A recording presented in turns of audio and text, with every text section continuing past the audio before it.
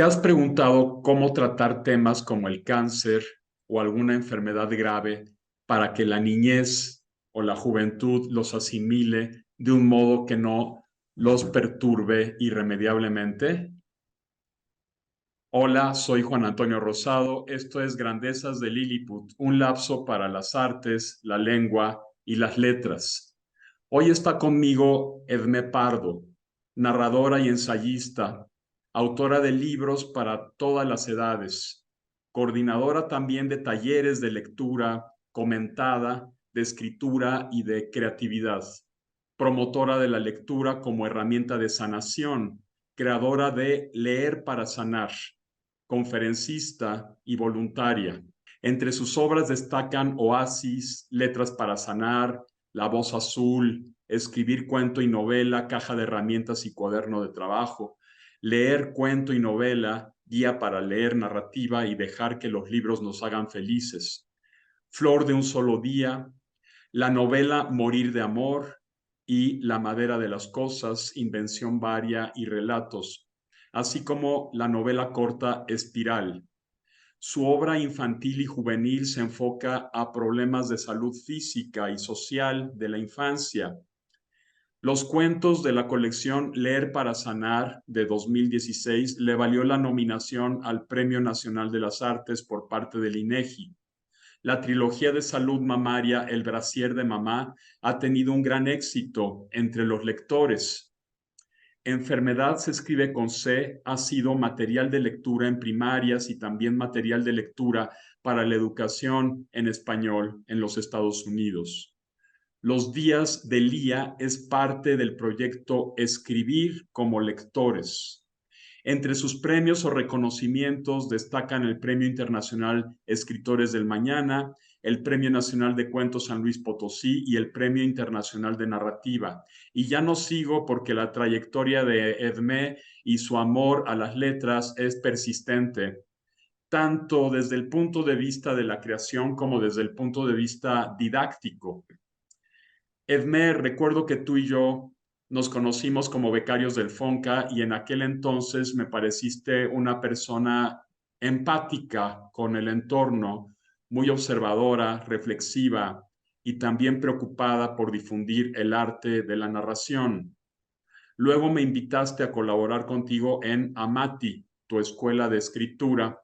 Agradezco que hayas aceptado esta plática para hablar de tu obra, de tu concepción de la narración literaria y sobre todo de tus temas, porque noto que hay una obsesión en ti por ciertos temas.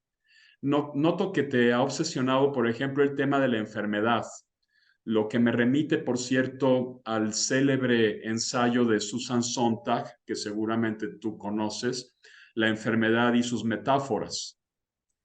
Edmé, ¿por qué esta preocupación por la enfermedad y sobre todo por llevarla a las letras y sobre todo a la juventud y a la niñez? Pienso en libros como El brasier de mamá o Enfermedad se escribe con C. Lo descubrí, no fue algo que, no sé cómo es tu propia historia, pero la escritura es un camino que se descubre mientras se avanza. Yo sabía que quería contar historias.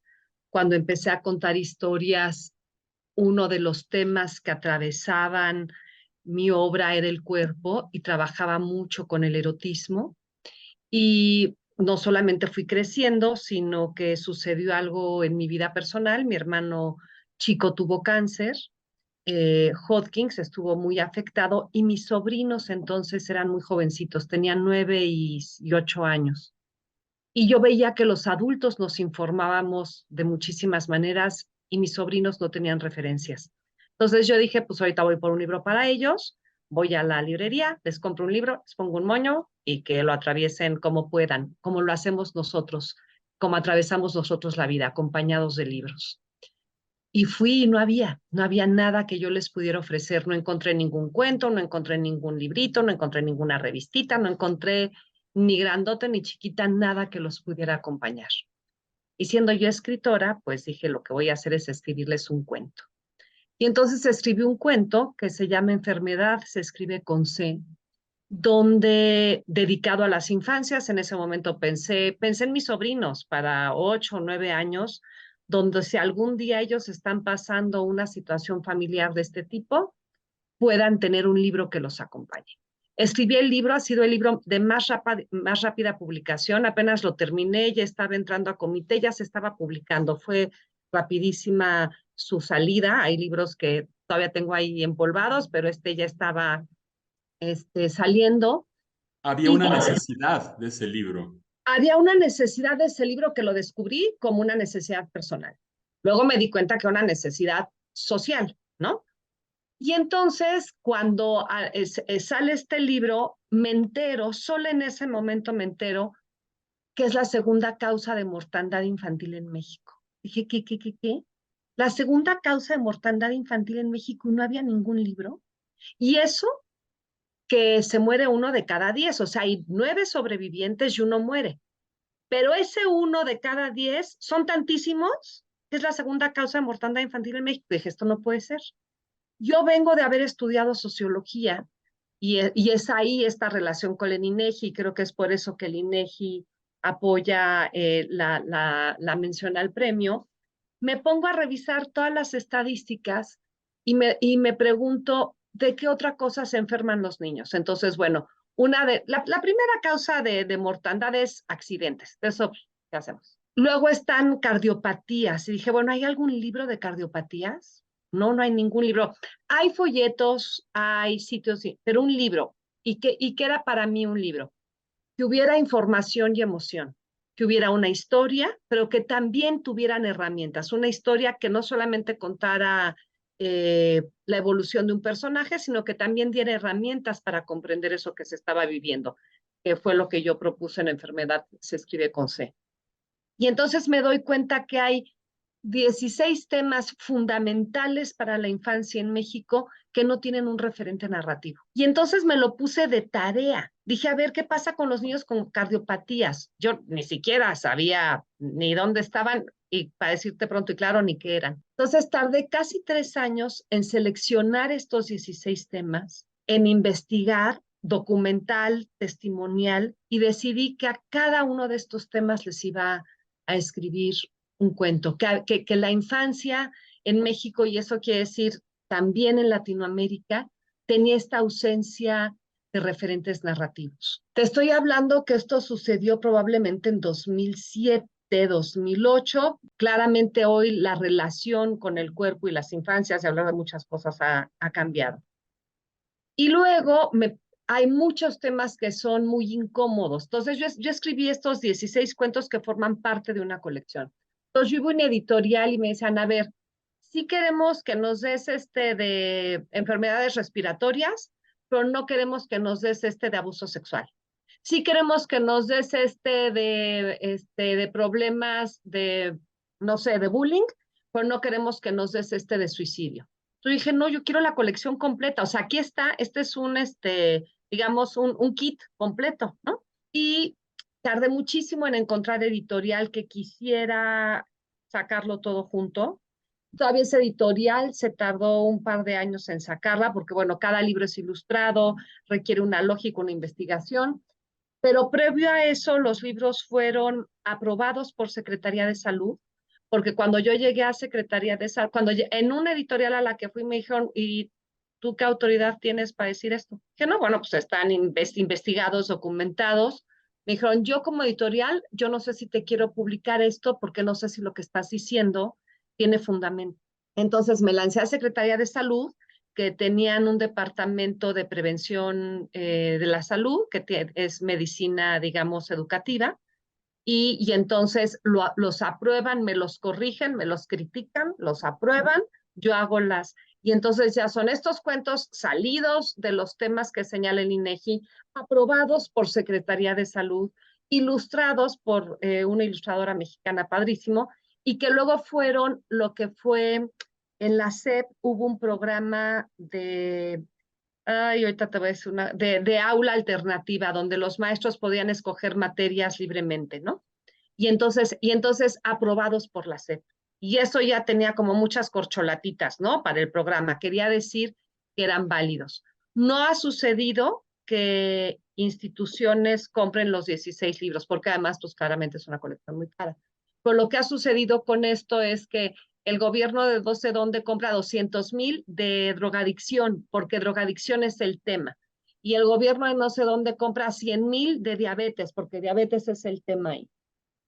Esto que yo hice así con una misión de escritura y sociología, me abrió la puerta a que mucha gente se acercara y me dijera, oye, ¿tú no podrías escribirme un libro de trasplante de riñón?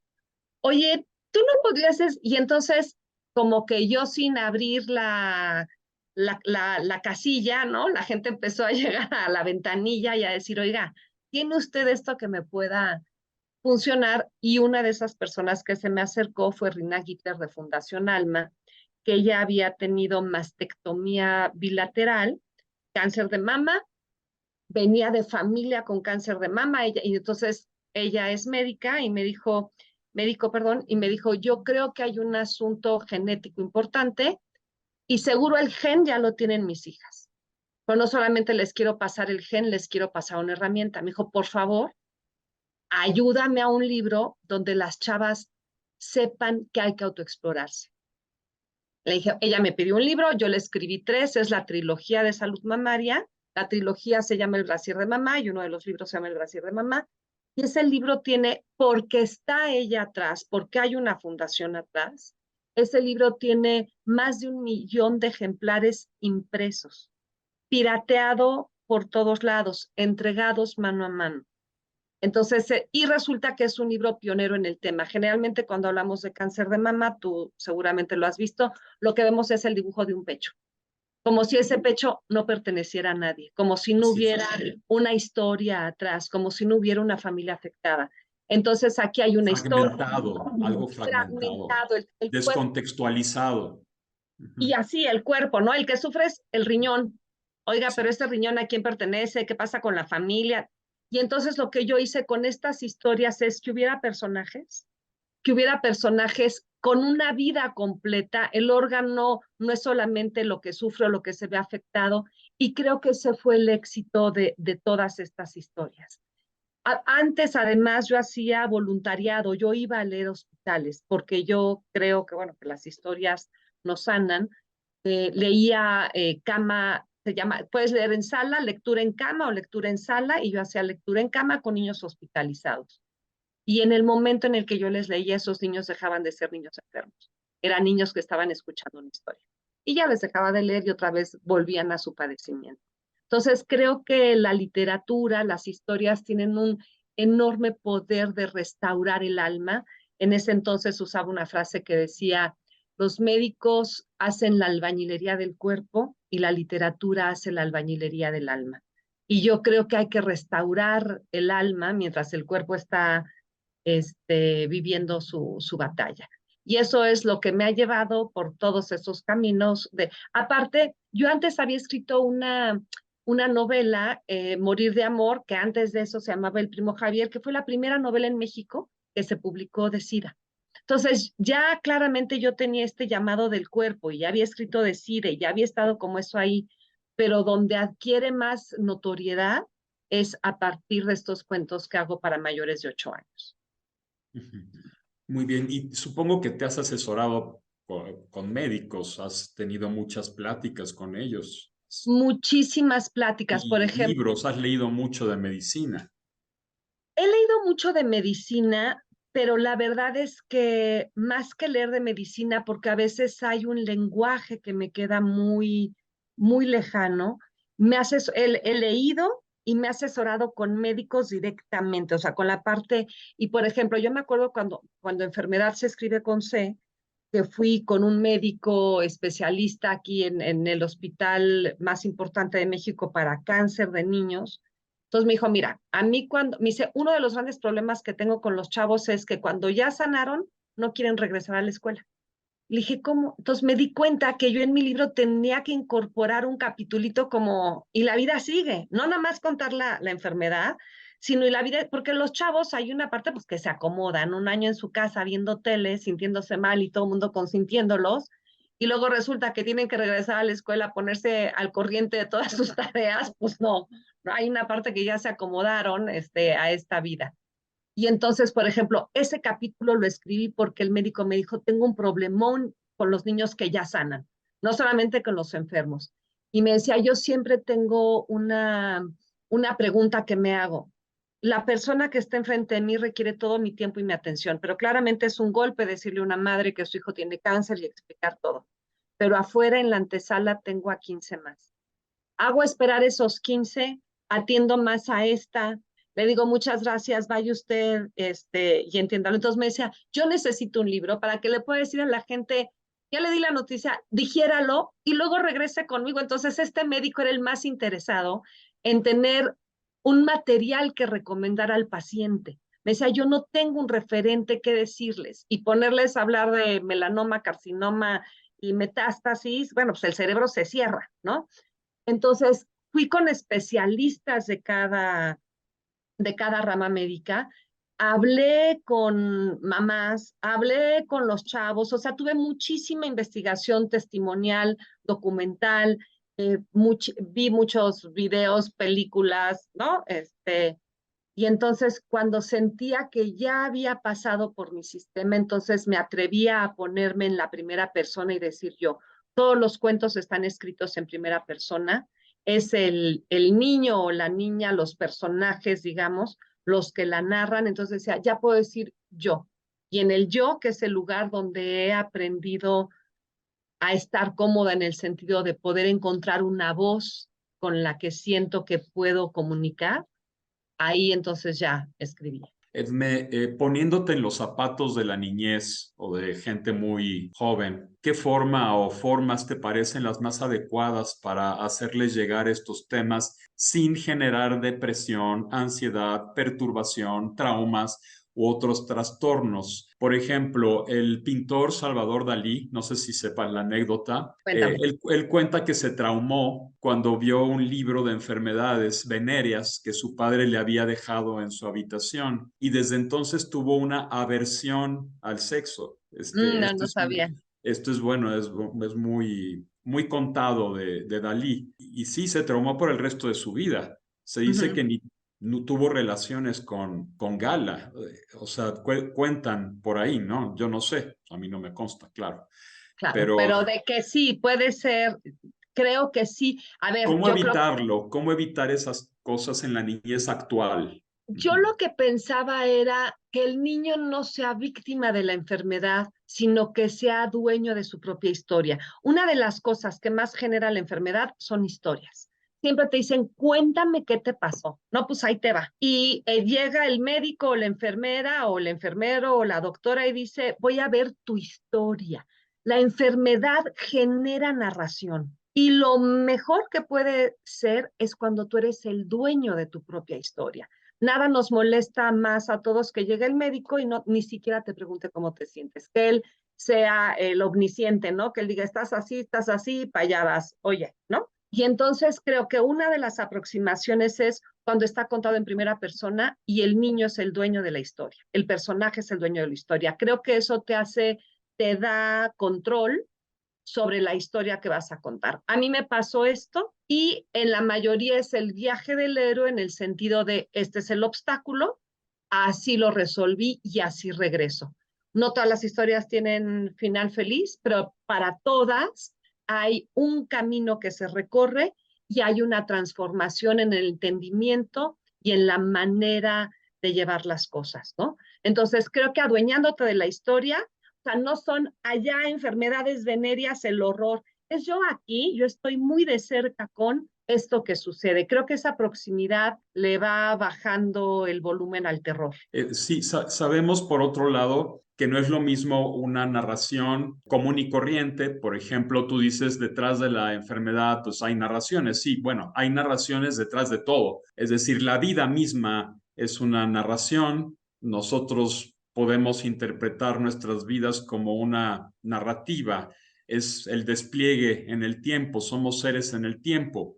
Pero no es lo mismo una narración, una anécdota, lo que te pasó, cuéntame lo que te pasó, que una obra de arte narrativa. También sabemos, como lo ha dicho muy bien Daniel Goldin, por ejemplo, que la literatura para niños es ante todo literatura, es literatura. Entonces, aquí nos importa, en la literatura, nos importa la forma en que se dicen las cosas. No me digas qué es para ti narrar, porque eso ya lo sabemos. Dime qué es para ti una obra de arte narrativa y cómo lo sería dirigida a la niñez y a qué tipo de niñez. O sea, sobre todo, en qué niñez estás pensando, porque no es lo mismo, por ejemplo, un niño o una niñez muy metida en la provincia, muy convencional, muy conservadora. Pienso en un pueblito perdido, no sé, que la niñez de la Ciudad de México. Tampoco es igual en la Ciudad de México o en Madrid o en Barcelona, en Londres, donde quieras, Houston, de Buenos Aires. No es lo mismo un barrio que en otro barrio, es decir, también la condición social, también la cultura, es algo muy complejo. ¿Cómo has resuelto esto? Sí, bueno, creo que a mí me gusta muchísimo ahora cuando dicen las infancias, porque sí creo que no es la niñez, no hay una sola niñez, hay un montón de infancias, haciendo referencia a esto que dices, el mundo es muy plural. Varios asuntos. A ver, yo lo que digo de mi obra es que es para mayores de 8 años, porque creo que son libros que los adultos los pueden entender y gozar. A mi entendimiento, en la literatura, la diferencia de los libros que llamamos para adultos y para niños, que es una cosa de mercado, es que las de adultos excluyen a los niños, pero las de niños sí incluyen a los adultos. Entonces yo diría que es obra para mayores de 8 años. ¿Por qué digo para mayores de 8 años? Porque hay una realidad que es muy dolorosa ahí. Cuando los libros se fueron a prueba, fue todo otro rollo, se fueron a escuelas como material piloto a ver qué les estaba pasando a los chavos. Una directora me dijo, oye, es que yo se los quiero leer a los de segundo de primaria. Le dije, pues, si quieres, tú eres la directora. No son para primaria alta. Le dije, como tú quieras, me dices que los chavos ya lo están viviendo. Entonces, cada quien decide de acuerdo con su realidad, ¿no?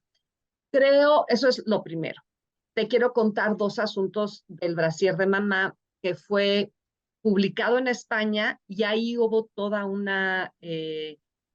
cambio. Se llamó El sostén de mamá, no El brasier de mamá, y es un texto que en documento Word yo creo que tiene 3 cuartillas y recibí 20 cuartillas de comentarios al libro. Dije, Dios mío.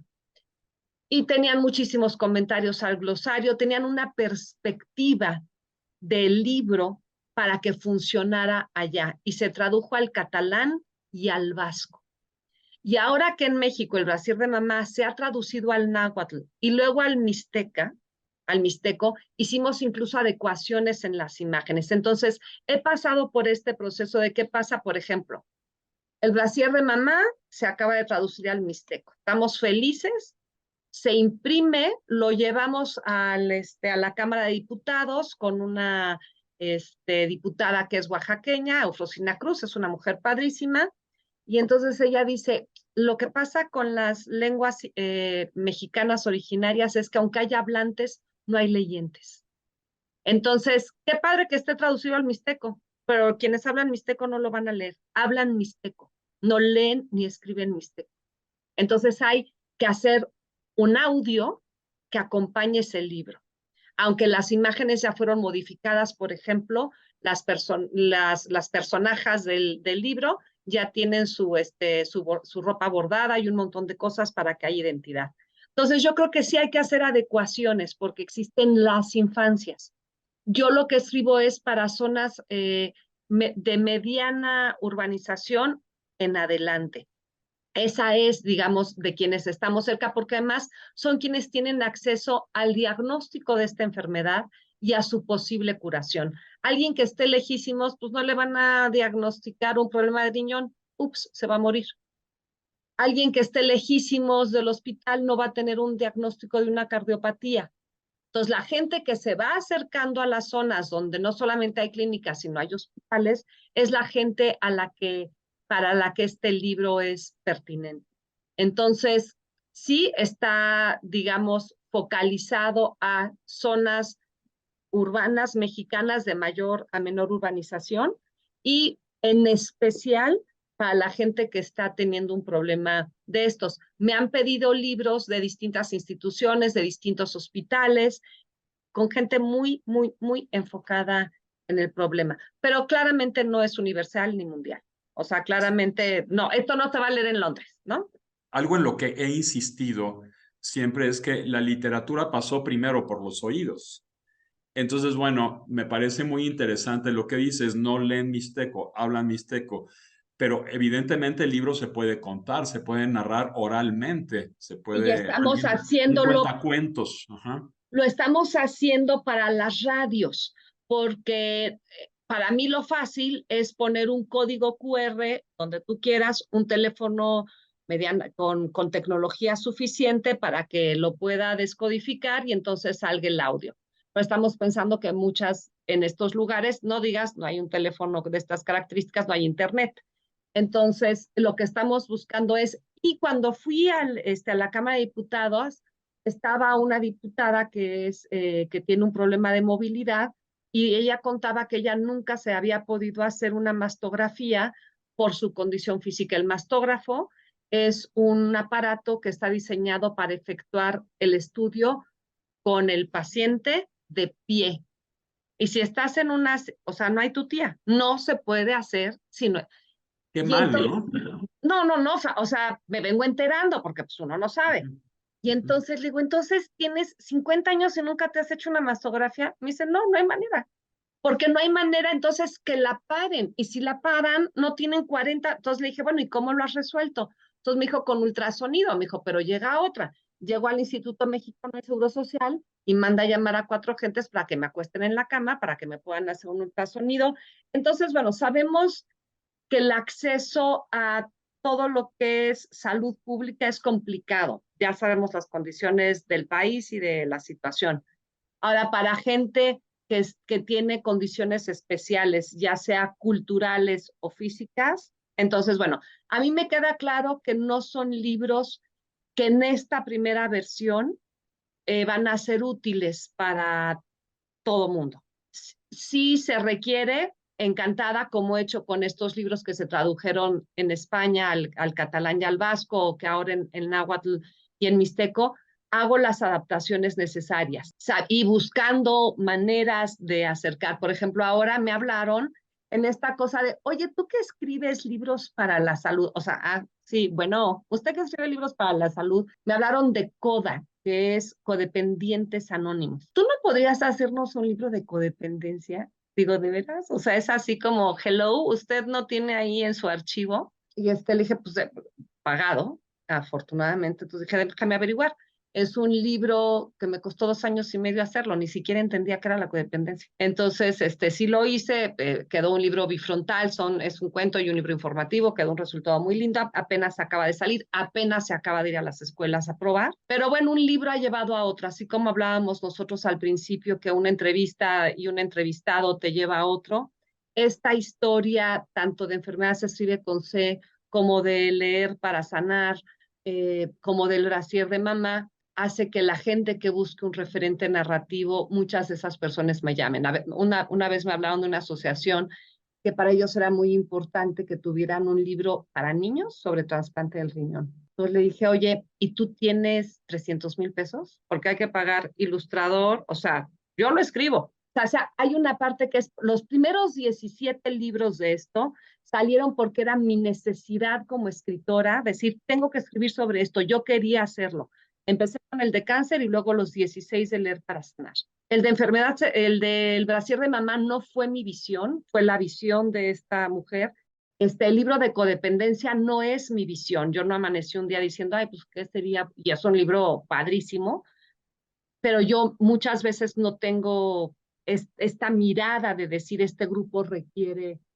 Y los del riñón, bueno, pues son libros que hay que pagar ilustración, hay que pagar el diseño editorial. La gente cree que mucha gente desconoce lo que es el proceso de escritura y de publicación. Entonces piensan que es una llamada. Entonces le digo, bueno, ¿quieres un libro? O sea, cómo lo vamos a hacer? Y entonces les tengo que explicar lo que quiere decir que ellos tengan en su mano un libro. Y aparte, el dinero que eso necesita.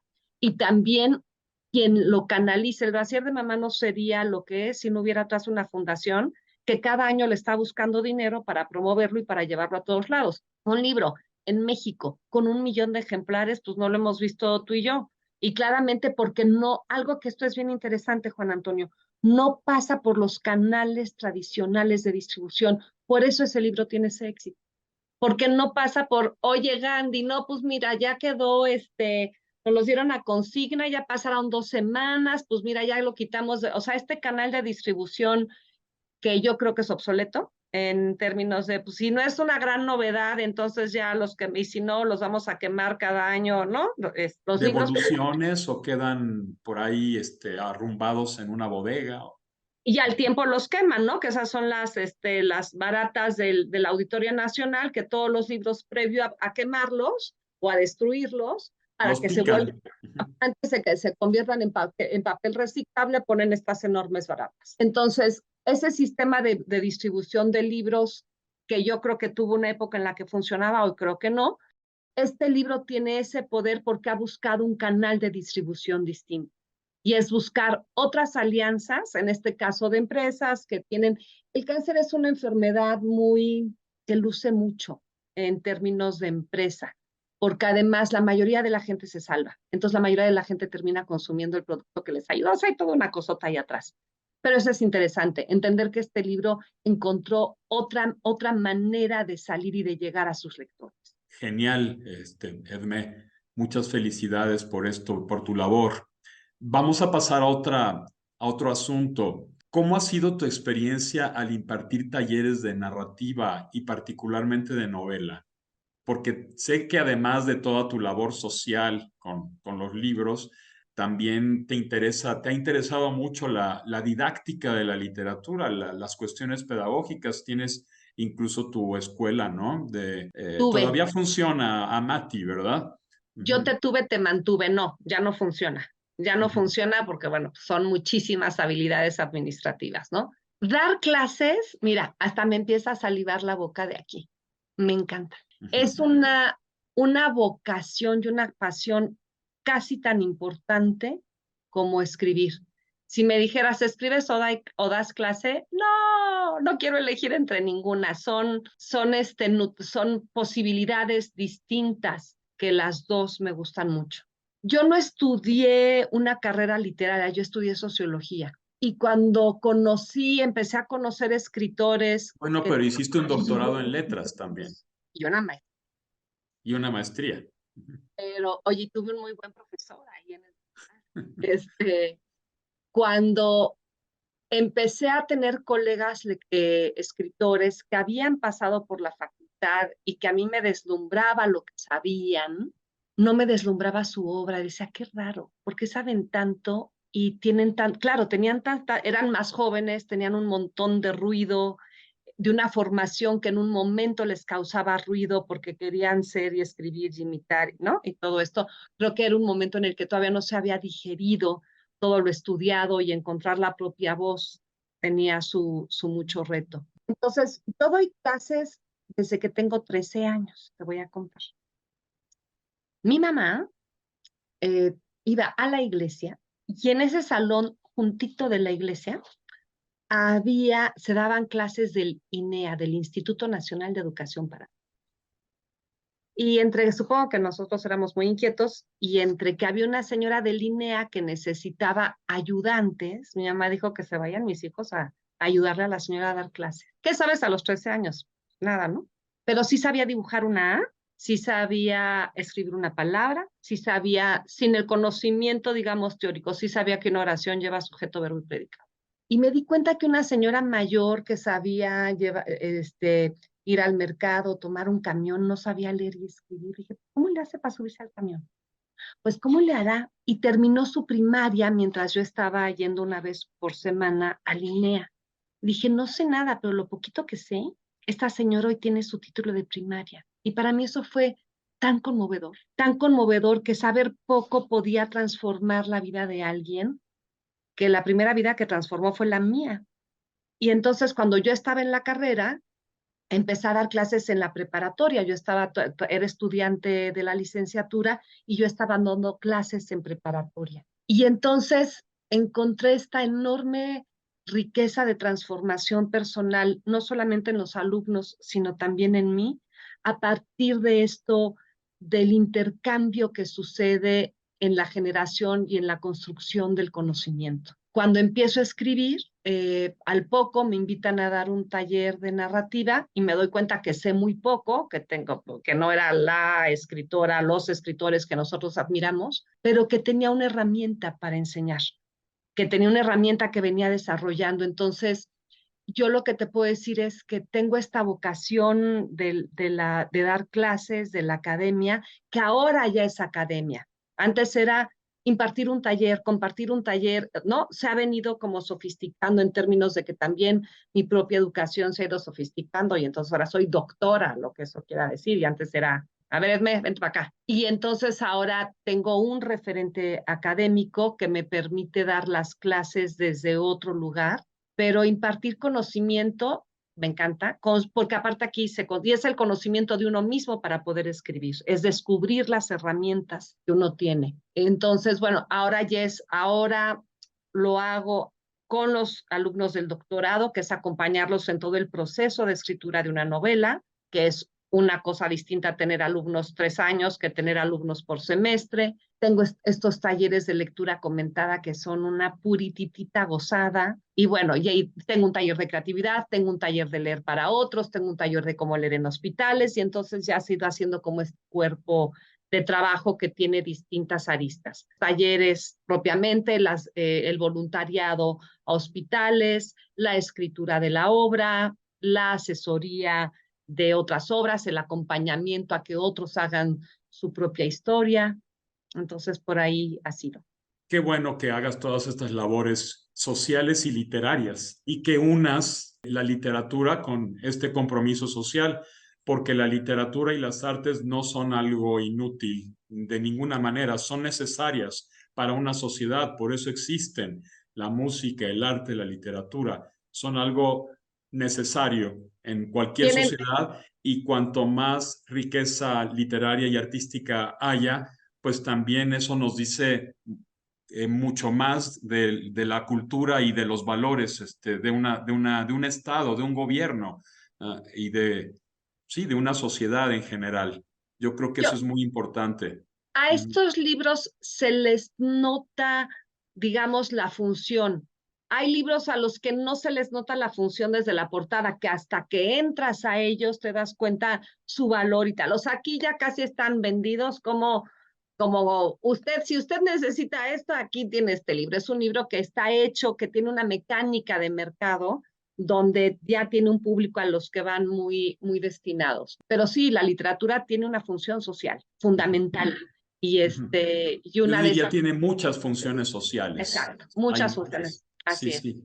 Y la mayoría de tus personajes son personajes femeninos o masculinos, En Leer para o Sanar, de todo género. de todo género, pero en Leer para Sanar estaba muy interesada. Ya yo estaba pensando en esto de las infancias. Entonces, mitad niñas, mitad niños, familias compuestas, familias monoparentales, familias con abuelos, familias de puras mujeres, familias de puros hombres. Busqué que los contextos en los que estaban creciendo los niños fueran contextos más relacionados con lo que nosotros tenemos. ¿Has pensado en tratar algún desorden mental, algún caso psiquiátrico o los múltiples problemas que enfrenta gente ya tan diversa en nuestras sociedades occidentales postindustriales? Sí, me encantaría. Hay una parte que te soy sincera, todavía estoy un poco ajena, hay un montón de cosas que no. Por primera vez me empiezo a sentir como que hay algo en lo que no puedo entrar. Entonces digo, entonces como a mí me gusta entrar, meterme, sumergirme, ponerme cómoda en el yo del narrador, hay unos lugares en los que todavía no me ha sido posible entrar. Pero claro que me interesan estas narraciones. Pero bueno, hay todo un proceso interior que hay que vivir para poder entrar a estas historias. Sí, un proceso de aprendizaje. De aprendizaje, de estudio, de testimonio, de ir con el doctor, de ir con el, ¿no? Todo eso. O con los Ahora, psiquiatras, incluso con los psicólogos. algo que me interesa mucho de la literatura mal llamada infantil, Para niños, para para jóvenes. niños, es la capacidad de síntesis. Es de veras la concentración, los homeópatas dirían la tintura. Yo a veces trato a estos cuentos de cambiarles una palabra y no puedo. Una, o sea, están tan concentrados que si le quito una se hace como dominó, se cae todo el cuento. O sea, no es una novela que puedes quitar una frase, o sea, están así súper compactos. Y cuando van acompañados por imágenes, la poética que eso produce. A mí el libro álbum, Juan Antonio, me gusta muchísimo. Ya casi son los únicos libros impresos que adquiero. Alguna vez tuve así todos los libros, como lo ves aquí atrás, en impreso, subrayado, tal. Me mudé al libro electrónico, no tengo pared para tener los libros que yo quisiera. Entonces decidí que no iba a transformar ni mi vivienda ni mi casa, o sea que decía, bueno, pues ya, estos son los libros que me caben. Leo mucho en electrónico, combino, leo mucho en electrónico. Estoy estrenándome con el audiolibro para libros no solamente de gozo, sino dar clases. Estoy aprendiendo a subrayar en un audiolibro, a tomar notas en un audiolibro, que es algo que se tiene que aprender. Se llaman clips, bueno, es todo un asunto. Y los libros que compro son estas ediciones que me encantan, que son de formatos importantes, que tienen imágenes, que tienen colores. Y ese es ahora que no es un género como tal, pero es el libro álbum, lo que hay en un libro, porque hay informativos, hay poéticos, hay narrativos, hay de todo. Ahorita ese libro me tiene muy encantada. Entonces, buscar la síntesis, la síntesis, la síntesis, ¿no? Sí, la capacidad de síntesis es fundamental. Yo creo que en toda la gran literatura, en todo el gran arte, porque incluso los textos muy barrocos y muy rebuscados, pues cuando son realmente buenos, no hay ornamentación, no existe la ornamentación, son elementos necesarios y están ahí por algo, Tienen porque valor son dramático. significativos. ¿Perdón? Así es. Sí, tienen valor dramático, sirven para algo. Claro, claro. Pues Edmé, te agradezco mucho que hayas aceptado esta plática. También les agradezco a todos aquellos que nos miran o que nos escuchan y pues dejen sus comentarios, sus opiniones, a ver, sobre la literatura y la enfermedad, sobre la literatura para niños, sobre el trabajo de Edmé, que es muy valioso socialmente. Dejen sus comentarios, dejen sus opiniones, suscríbanse si no lo han hecho.